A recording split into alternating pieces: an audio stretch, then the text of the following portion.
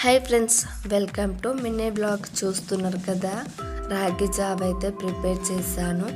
ఇలా ప్రిపేర్ చేసి చిన్నపిల్లలకి పెట్టడం వల్ల హెల్త్కి చాలా మంచిదండి. ముందుగా ఒక బౌల్ అయితే తీసుకున్నాను.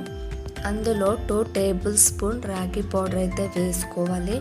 ఆ తర్వాత ఒక గ్లాస్ వాటర్ అయితే తీసుకోవాలండి. అండ్ కలుపుతూ ఉండాలండి.